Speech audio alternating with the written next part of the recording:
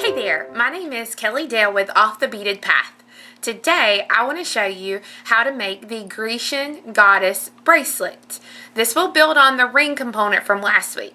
So to make this bracelet and to make it 7 inches, you're going to need 7.5 yards of a 6-pound fire line, 2 size 12 needles. I'm going to use a toggle with 2 jump rings.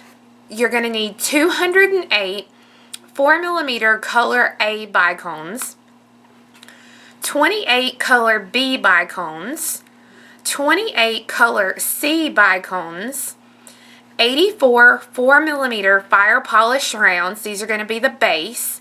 And you're going to need about 2 grams of a size 11 seed bead. I am going to show you the component again because I've come up with a little bit of an easier way to do the base of it. So let's get our stuff together and get started. You want to start out with a needle on each end of a 1-yard piece of fire line. We're going to thread on one needle the 4mm round, an A, and a 4mm round. Let those drop and then pick up a 4mm round, and we're going to cross our needles opposite ways through that one bead. Now I'm going to hold that bead and pull those needles so that my little right angle weave box I just made is going to be here in the center of my thread. With each needle, you're going to pick up a round. With one needle, pick up a round and cross opposite ways through it.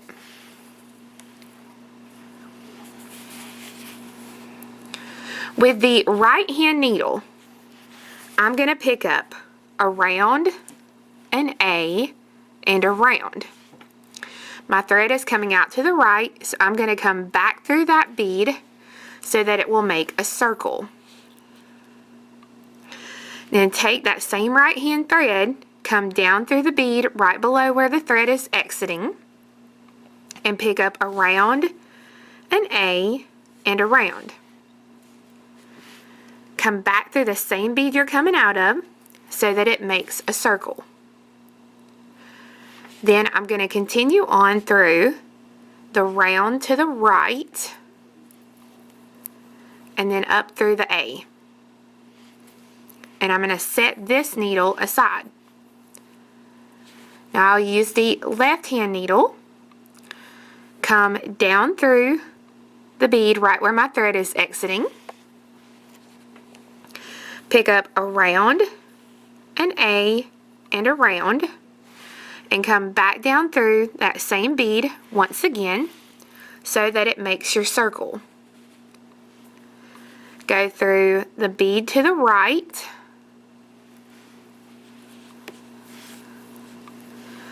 up through the bead right where your thread is exiting, through the bead to the right,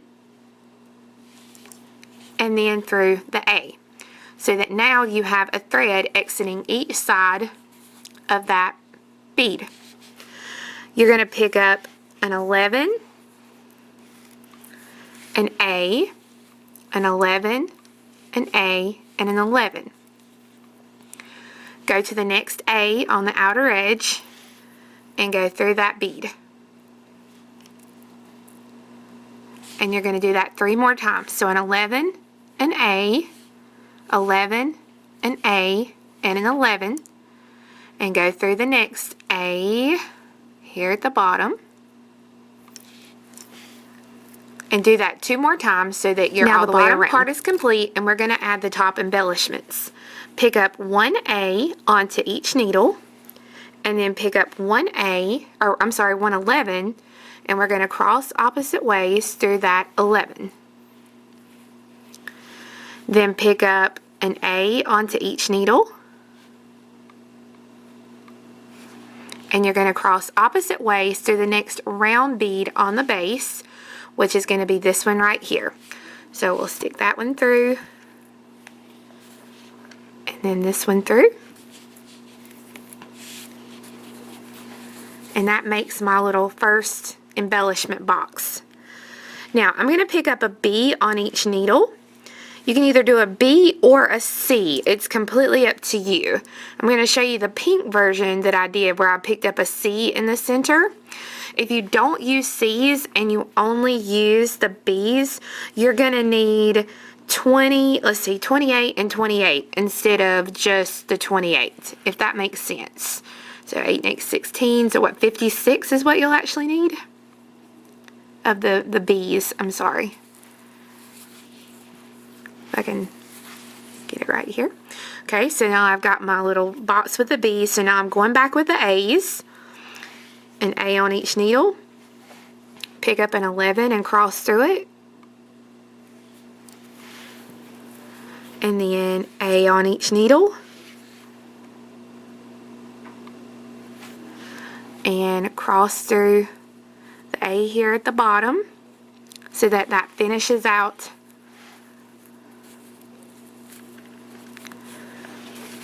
that little row.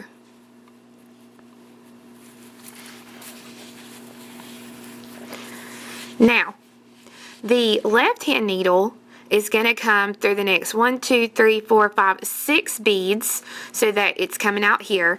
And then the right needle is going to come all the way around so that it's coming out of that same bead. So you want both needles to be coming out of this little side bead. So now right here. I'm to where I need to be. So with each needle, I'm going to pick up an A.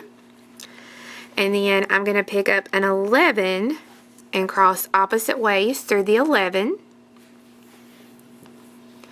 Then we want an A on each needle. And we are going to cross opposite ways through the next round, which is going to be this one right here. So that one goes through. And then this one goes through.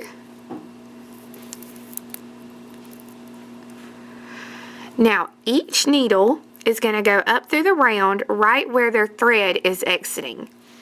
And then cross through the round right above where my B's are at. And if you need a little slower explanation of that, you can go back to the Grecian goddess ring from last week's video to see it. Okay, so now I got to do one more box of the A's. So an A on each needle. And then pick up an 11 and cross opposite ways through it. And then A on each needle. And we're going to cross through the next A, which is going to be that very last one here.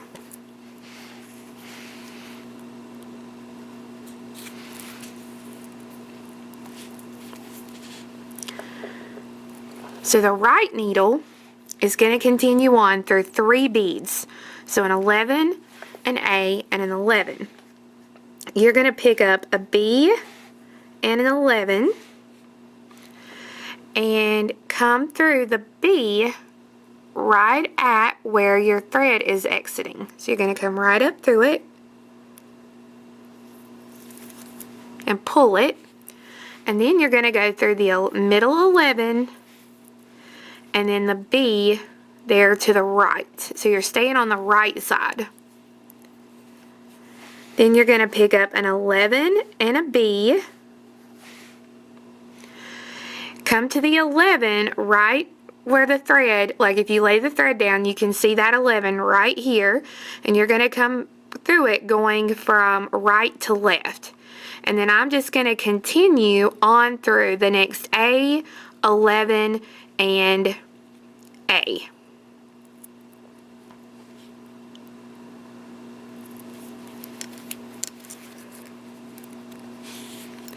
So we're going to do the same thing on the left, and I'm going to turn it here so it's a little bit easier for me to do. So on the left, I'm going to go through 3 beads, so an 11, an A, and an 11. I'm going to pick up a B and an 11, and I'm going to go right up through the B here in the center that's on this left side. Then I'm going to go through the 11 and the B on the left. And I'm going to pick up an 11 and a B. And I'm going to go through the 11, the A, the 11, and the A.